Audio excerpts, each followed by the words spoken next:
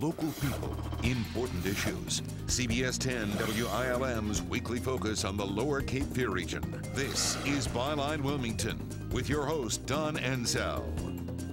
Welcome and good morning. Well, there have been few issues that have ignited such heated local debate as the proposal by Titan Cement to build the nation's third largest cement plant in the Castle Hayne area of New Hanover County. Today, we're exploring three perspectives on the issue. In our first segment, Bob Warwick, who is chair of the Coalition for Economic Advancement, that's an organization that supports the Titan initiative, will be joining us. Then later in the program, Dr. Craig Galbraith, who is a professor at UNCW in entrepreneurship and economic development, will give an opposing economic perspective. And then to wrap it all up in our third segment, Ted Davis Jr., chair of the New Hanover County Commission, will give us the public policy piece of the puzzle. So an interesting three members will be joining us for today's panel. First, Bob Warwick, good morning. Thank you for joining us. Good morning. Bob is the, Good to be here. The chair of the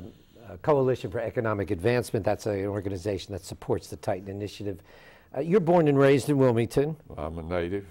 Been here all my life except for 4 years in college. Successful business leader.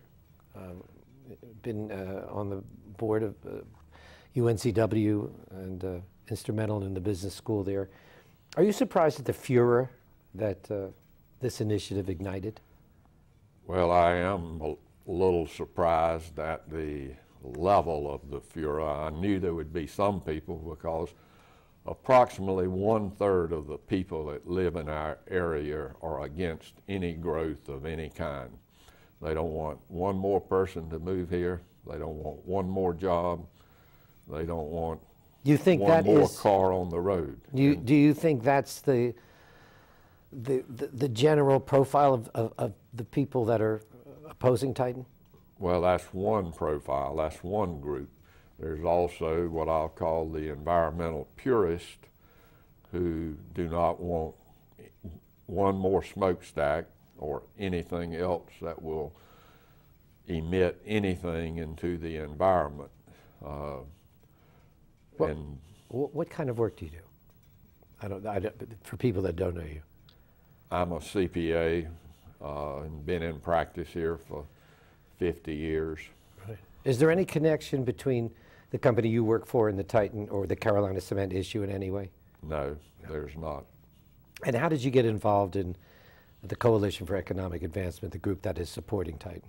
Well, I was upset with the way Titan was being attacked, and so I talked to some of my business friends, former presidents of the chamber, chairman of the Committee of 100 and others, and we formed the Economic Coalition for Economic Advancement for the purpose of not just supporting Titan, but for supporting any industry that wanted to come here that we felt like was good for our area.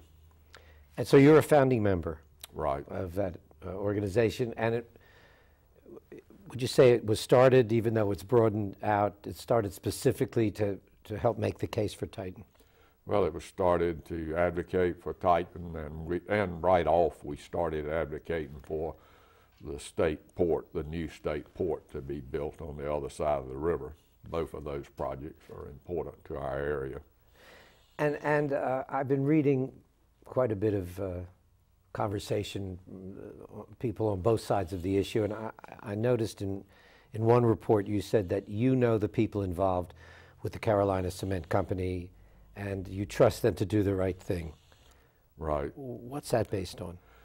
Well, Carolina Cement Company was formed over 15 years ago, originally by a fellow named Coors, who had been in the cement business and came here with some other investors and bought the old Ideal cement plant. And they were going to rehab that plant and crank it up, I don't know, 15, 16 years ago. Then that didn't work out. They bought it, but they didn't crank it up. They bought the Roanoke cement plant, which is now owned by Titan. Eventually, that company was acquired by Titan, and we did do work for the original Carolina Cement Company back, in the 90s. Are the principals, you said you know these people, Right. Are those the principals now of the folks that are looking to develop that site? Well, the same principals? No, there's currently, that company was sold to Titan, and Titan, I met those people 10 years ago or something like that when they first acquired Carolina Cement Company, and I've had some contact with them ever since. And I do know they operate a plant successfully, environmentally friendly in Roanoke, Virginia, and one in Florida. Because you said you trust them to do the right thing. I know them to be honorable people. They have done the right thing in Virginia, and they've done the right thing in Florida.